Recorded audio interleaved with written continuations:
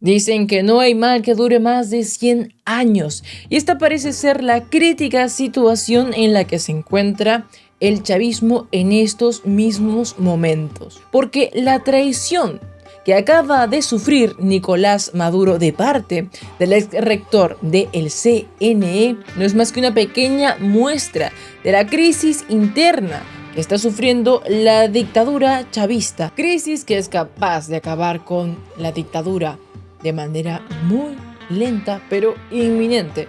Y si quieres saber por qué, acompáñame. Juan Carlos del Pino. Él es rector del Consejo Nacional Electoral. Es uno de los 5 rectores de esta institución y dice que no hay ninguna prueba de que Nicolás Maduro haya ganado. Esta película la hemos visto, ¿verdad? Todos sabemos que la situación de Venezuela ahora es muy crítica. Hace semanas venimos hablando acerca de las posibles vías, opciones, caminos que tiene el pueblo venezolano para recuperar su democracia. Pero las esperanzas en cualquiera de estas parecen haberse acabado.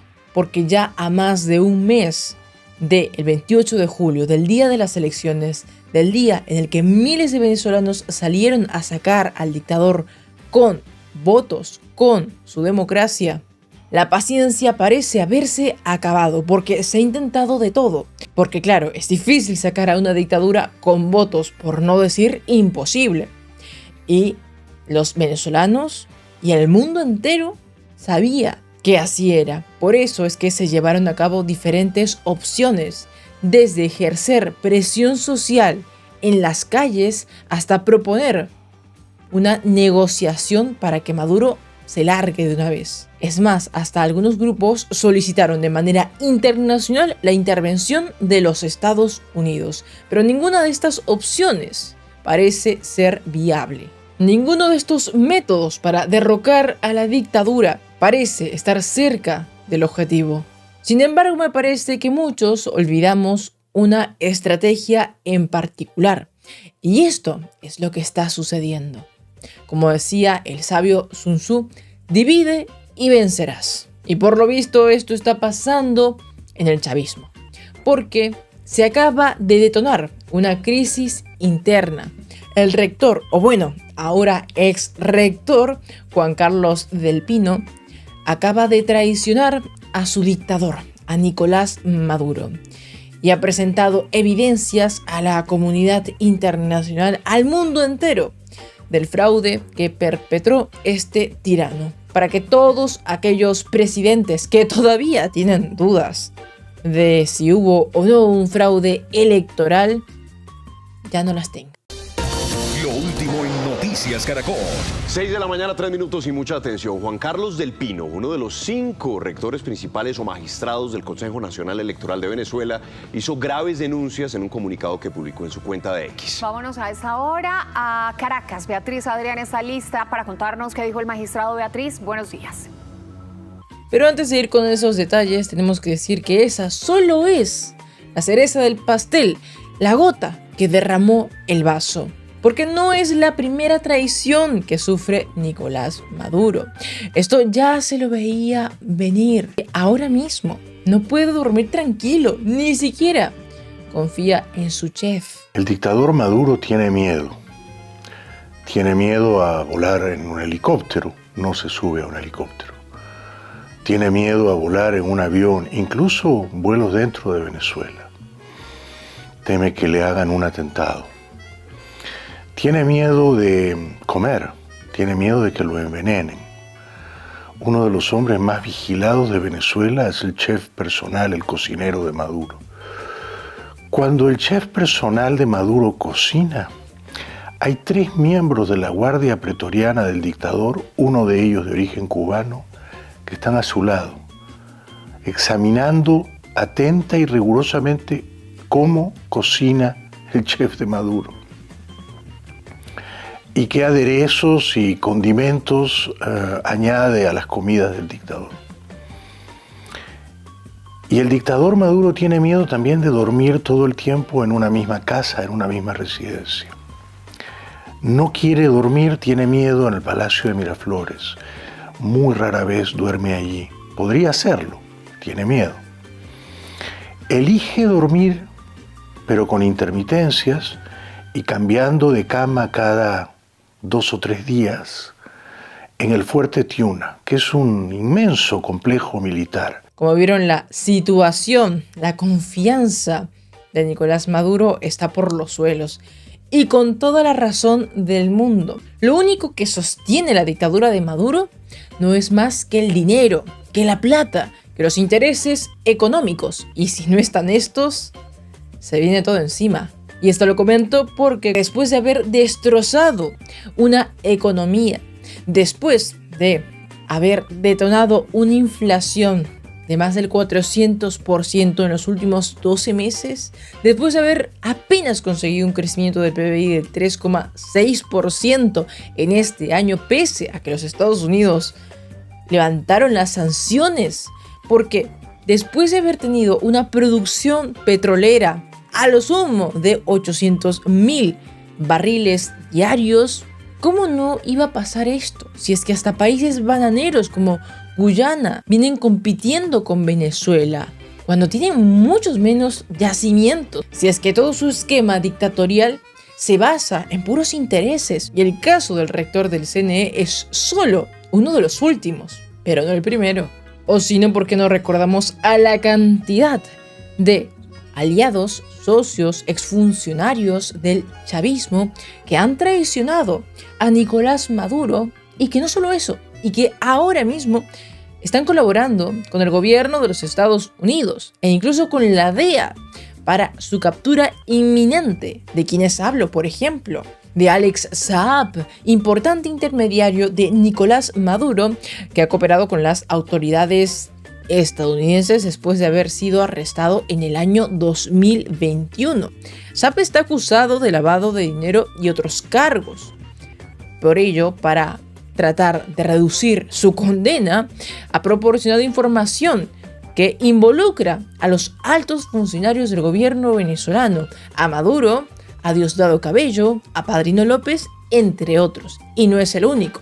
Lo mismo ocurre con Tarek El Aissami. Se trata del vicepresidente y del ministro del Interior del mismísimo Nicolás Maduro en su momento, quien ahora mismo viene también denunciando al régimen chavista, no por narcotráfico como el anterior, sino más bien por corrupción en el gobierno, en la dictadura, porque los delitos de Nicolás Maduro no solamente abarcan desde corrupción, lavado de activos y ese tipo de cosas que la gran mayoría de políticos suele hacer, no.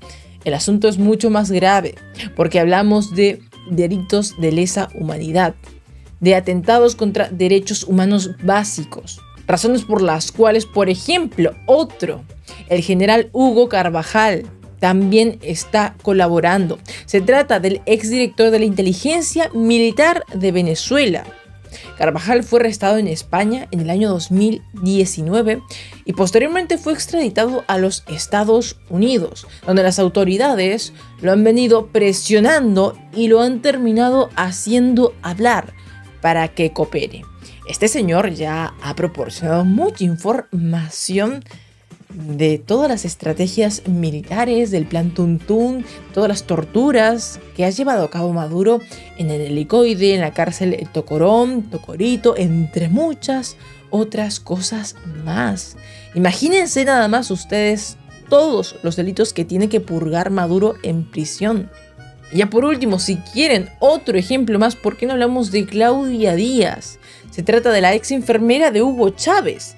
Es decir, hablamos de una persona muy cercana al régimen chavista, quien incluso posteriormente se convirtió en tesorera nacional, es decir, les manejaba las cuentas a estos desgraciados. Y esta señora ahora se encuentra en España, enfrentando cargos de lavado de dinero y corrupción. Por eso mismo, para reducir su condena, también ha decidido colaborar con las autoridades españolas en la investigación de estos delitos.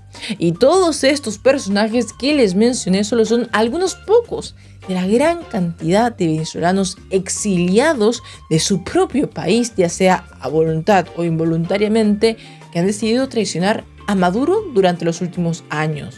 Por eso les decía que el divide y vencerá, si bien es una estrategia muy lenta, muy demorosa, con mucho sacrificio, parece estar funcionando. ¿Y eso por qué lo digo? Porque durante los últimos días la situación en Palacio de Miraflores, en Fuerte Tiuna, donde se encuentra ahora mismo Maduro, totalmente esquizofrénico por el temor a lo que le pueda llegar a pasar, ha escalado tanto que teme la traición de más de sus funcionarios. O si no, como explicamos que hace unos días nada más ordenó a su ministro de Seguridad, a Padrino López, dar de baja a 5 generales del ejército bolivariano. Eso no pasa normalmente en un país cualquiera de nuestra región, cuando el más alto mando de las Fuerzas Armadas, que en teoría es Nicolás Maduro, manda retirar a tantos generales, es porque tiene temor a las decisiones que puedan llegar a tomar estos en las próximas horas. Es decir, Maduro tiene temor a que las fuerzas militares se le rebelen, a que le hagan un golpe de estado, a que lo traicionen. Esa es la palabra clave, porque eso es lo que está pasando ahora. Si bien no de parte de los militares, y se entiende por la cúpula corrupta y de narcotraficantes del Cártel de los Soles, que los tienen manejados a todos los cadetes. Por otro lado, en otra parte, en el CNE, en el Consejo Nacional Electoral, sí está pasando. Alejandra, Andrés, muy buenos días. Exactamente, el magistrado ha publicado este comunicado casi un mes después de la jornada electoral, lo que ha representado una lluvia de críticas a través de las redes sociales. Lo hizo a las 4:20 de la madrugada. Aparentemente, el rector principal del CNE, Juan Carlos del Pino, se encuentra ya fuera de Venezuela, en total resguardo. Dicen que en la ciudad de Panamá es donde se está radicando en este momento para poder lanzar este contundente comunicado. Aunque llama la atención poderosamente que el rector del CNE dice que no estuvo en la sala de totalizaciones, por lo cual no puede avalar los resultados que fueron emitidos por el Consejo Nacional Electoral, en donde se proclama a Nicolás Maduro como ganador.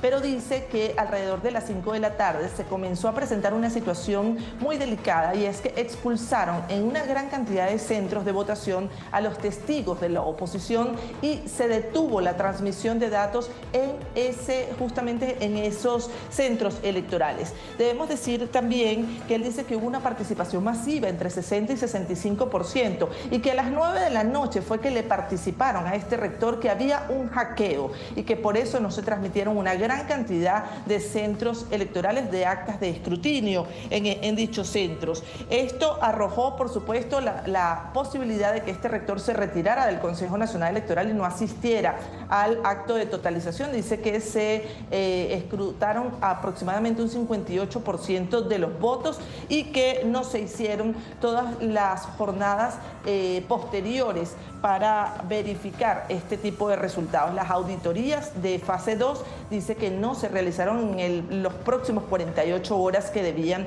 realizarse. Se dan cuenta de lo que pasó, pero espérense que todavía no acabamos.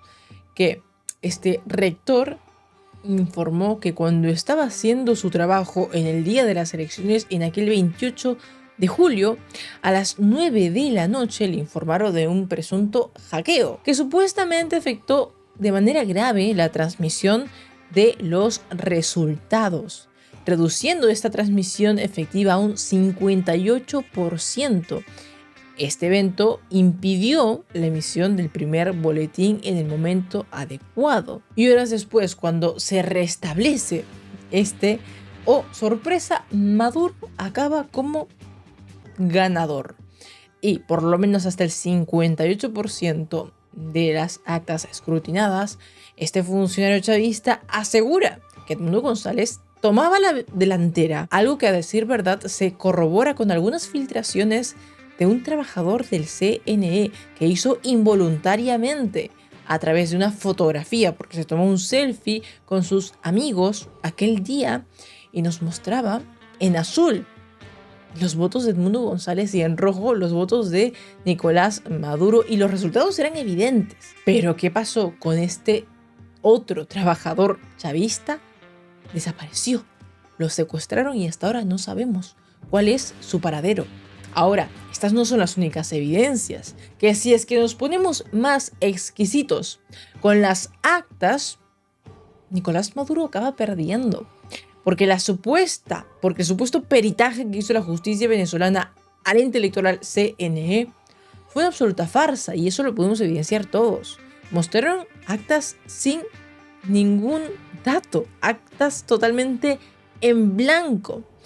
La farsa del fraude nadie se lo cree, y más cuando además de esto habían fuertes sospechas de colaboración por parte del régimen chino en todo ello. Algo que ahora prácticamente se ha confirmado con lo que ha dicho esta autoridad electoral de Venezuela, que se encuentra en el exilio y en la clandestinidad por su propio bienestar. Pero hay que aclarar que las evidencias que ha presentado no son las únicas. Que desde un inicio el sabotaje a la candidatura presidencial de María Corina Machado ya era un indicio fuerte, y eso lo confirmamos después, prohibiendo el ingreso de veedores internacionales, prohibiéndole a la oposición hacer propaganda en los medios de comunicación, en la televisión, en las radios, prohibiéndoles incluso movilizarse por el país. Y ya volviendo el 28 de julio, mandando a las Fuerzas Armadas y a colectivos chavistas a intimidar a las personas. Pero ¿saben? Eso no le funcionó, porque contra viento y marea la oposición logró ganar estas elecciones. Y esto no lo digo yo únicamente, no lo dice el rector del CNE, lo vienen diciendo incluso líderes comunistas, socialistas, cercanos al chavismo, que presenciaron todo. Escuchen a Enrique Ochoa, candidato a la presidencia por el Partido Comunista, que dice que efectivamente los resultados del primer boletín, es decir, del primer adelanto, jamás se dieron, que Maduro amañó absolutamente todo. Pudimos colocar una colega ingeniero muy valiosa en la sala de totalización. Y el reporte que nos da es que en la sala de totalización no se imprimió el boletín número 1. No fue allí donde se tiene que imprimir, en presencia de los testigos. Porque el boletín, cuando se produce, se extrae del totalizador oficial del CNE frente a los testigos para que atestiguen precisamente, por amor de Dios, que la totalización se hizo de forma correcta. Yo digo hoy claramente, el boletín no se produjo allí. No sé dónde se produjo. No fue de la sala de totalización oficial del Consejo Nacional Electoral. No, el pueblo quiere las actas. Es por eso que es tan importante lo que está contando este rector, porque yo sé que muchos, he leído, han saltado a criticarlo, han saltado a decirle al señor Del Pino por qué no ha salido a hablar durante estos últimos días, por qué ha esperado un mes entero para salir a contar toda esta verdad al mundo. Y claro, uno quizá que vive en un país democrático, con cierta libertad para protestar y lanzar cualquier tipo de opinión en redes sociales, lo puede decir muy cómodamente desde su sillón, su sofá o su asiento o su escritorio.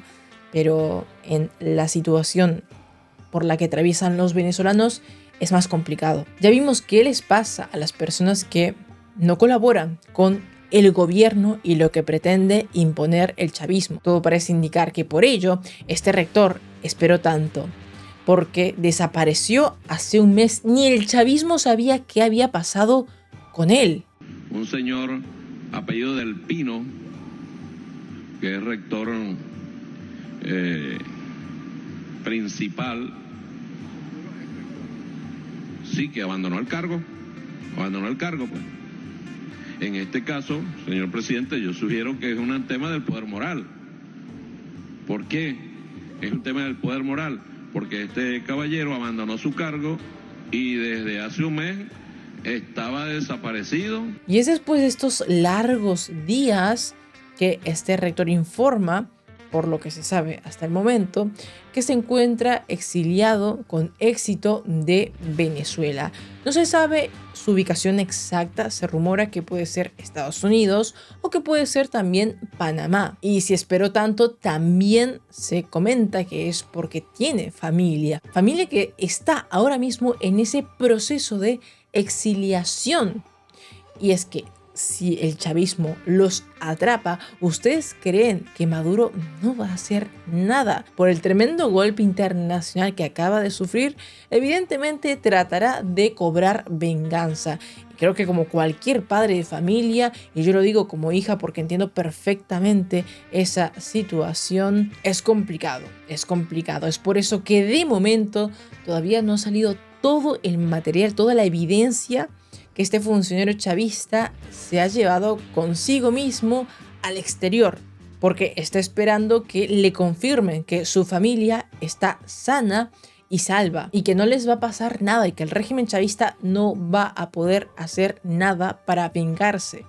En ese momento cuenta este funcionario que va a liberar todo lo que resta de evidencia, y hablamos de evidencia contundente por lo que tengo entendido. Por eso es importante que el mundo se entere de lo que acaba de pasar, porque esta traición, este beso de Judas puede cambiar absolutamente el panorama internacional, y eso es fundamental ahora mismo. La presión de la comunidad internacional contra el régimen chavista, para que la alianza de estos países amigos del régimen chavista como Colombia, México y Brasil se acabe y de una vez en conjunto se empiece a hacer algo, se empiece a tomar acción, se empiece a mandar a los cascos azules de la ONU para defender a los venezolanos en las calles. Se empieza a mandar a las autoridades de la Corte Internacional para que capturen inmediatamente a Maduro, para que realmente se empiece a hablar de una transición pacífica y para que Edmundo González este 10 de enero tome el mando. Y hasta entonces los seguiremos informando, porque nada me pondría más feliz en el canal que notificarles de la oficial caída del régimen dictatorial de Venezuela, pero hasta que eso no se logre, no podemos rendirnos. Y más con este nuevo golpe a la dictadura chavista. Y más cuando esta estrategia lenta pero efectiva parece estar dando resultados. Y más cuando la crisis interna del chavismo se viene agravando. Por eso espero que dejes tu me gusta y compartas el video, porque el mundo entero tiene que saber que todavía hay esperanzas, que tenemos la verdad de nuestro lado y que todo lo que sube tiene que bajar en algún momento. Y que, como dije en un inicio, no hay mal que dure 100 años. No existe dictadura comunista o socialista que sea eterna. Nos vemos en el siguiente video con mucha más información. Yo soy Francesca y agradezco a todos los miembros del canal que colaboran para que este proyecto, para que este medio independiente continúe.